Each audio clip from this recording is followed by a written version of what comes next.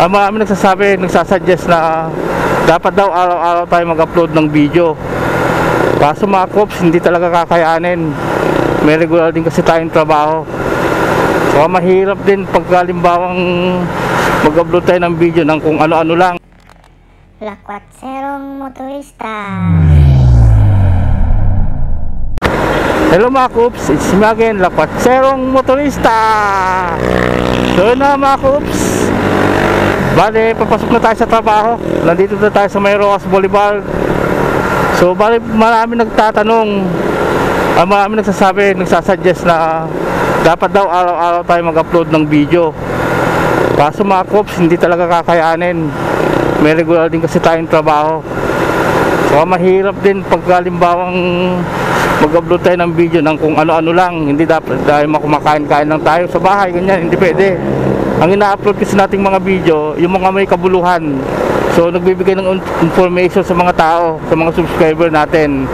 So gaya ng mga kung saan may murang kainan, murang buffet, mga bodega sale, murang bilihan ng mga ganyan, ganito. Ayan, tapos tungkol sa mga motor din naman, mga murang repo na motor, yan mga binablog natin mga ka-Ops. So yung mga mukbang saka yung mga ibang bagay, so hindi na natin linya yung mga ka-Ops. Doon lang, stay lang tayo kung sa ano yung content natin. So mahirap din kasi minsan kasi mga ka-Ops, pagpapasok kasi sa isang establishment para mag-vlog, yung iba kailangan pa ng consent ng may-ari. So i-schedule ka pa kung kailan ka pwede o kung kailan sila magbibigay ng abiso sa atin. So yung iba naman minsan on the spot naman pwede na, lalo na sa mga kainan yan, mga parisan. So yun mga ka-Ops, kung saan yung merong mga mura, ayan, dun tayo. So kaya hindi tayo nakakapag-upload araw-araw mga ka-Ops kasi mahirap din talaga maghanap ng quality na content. So nag-start kasi yung ating channel, YouTube channel, last pandemic. So yun nga, hindi naman natin naasahan na regular na monetize tayo. So dinediretso ko na rin. So libangan ko lang sana yun. Kasi mahilig din tayo mga mamasyal, ganyan, kumain. So yun yung mga binablog ko. Mahilig din tayo sa mga murang mga bilihin dyan, mga ukayan, Japan surplus, yan. Tapos yung mga magandang tanawin gaya ng mga falls, mga dagat, yan, pinupuntahan din natin yung mga yan. So yun, hindi tayo pwedeng makapag-upload araw talaga mga ka-Ops, hindi talaga kakayanin. Ang gamit ko lang kasing pang-edit din is itong cellphone ko lang din. Tapos isang camera lang yung gamit natin, wala tayong mga drone, wala tayong mga ibang mga pang-vlogging equipment, yan. So gamit lang natin isang motor. Itong motor ko kaya si Utot. Tapos isang cellphone. Tapos etong video cam natin na ginagamit ngayon. So ito lang, wala na iba. Tapos ako lang din lahat, ako lang nag-edit, nag-upload, sa cellphone na lang din lahat. So yung mga ka-Ops, kumikita naman tayo sa YouTube. Hindi ganun kalakihan kasi nga pang sideline lang talaga. So at least kahit paano mayroon pa rin. Kaya ito, diretso lang tayo sa pag-upload. Pipilitin natin mag-upload mga 3 to 4 times a week. Sasabay natin sa trabaho natin. So kasi minsan on field tayo, pupunta tayo sa ibang lugar, Laguna, Tanay, Cavite, so Manila, yan.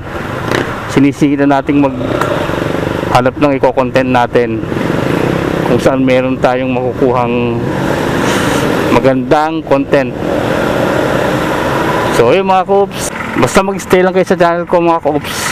So lahat ng i-upload ko is meron tayong matututunan, meron ako may babahagi sa inyo na mga information. So kaya pilitin natin mag-upload mga 3 to 4 times a week mga ka-Ops. So kaya huwag kayong mag-alala. So tuloy-tuloy pa rin naman tayo. So mag-upload pa rin tayo ng video na maganda. Kahit hindi quality yung ating pang-edit, so kahit sa cellphone lang tayo nag-edit, at least ang maibibigay ko sa inyo yung mga information kung saan nakakabili ng ganito, ganyan, saan makakain na masarap, kung saan mayroong isang lugar na pupuntahan ko, tapos may mga murang mga bodega sale doon, mga bilihin, mga kakaibang mga pagkain, yan, i-upload natin lahat yan, i-content natin yan para sa inyo mga ka-oops. So mga gandang view, mga gandang tanawin, yan, lahat yan pwede.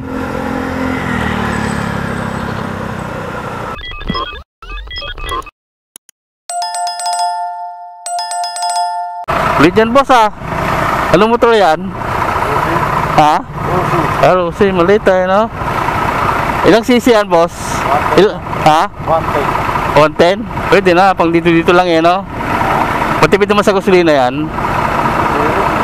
Ha? Hindi. Hindi siya FI eh no? Hindi siya FI. Pero at least pang service lang dito sa Manila no? Nakakalayo din yan, nakakalayo. Ha? Oh? Pwede na. Rusi pala yan, no? Anong Rusi yan? Anong Rusi yan? Anong model yung ganyan? Ha? 2016.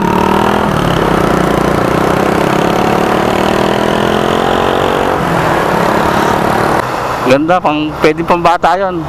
Yung ganung mga motor. Maliit siya. Lakwatserong motorista.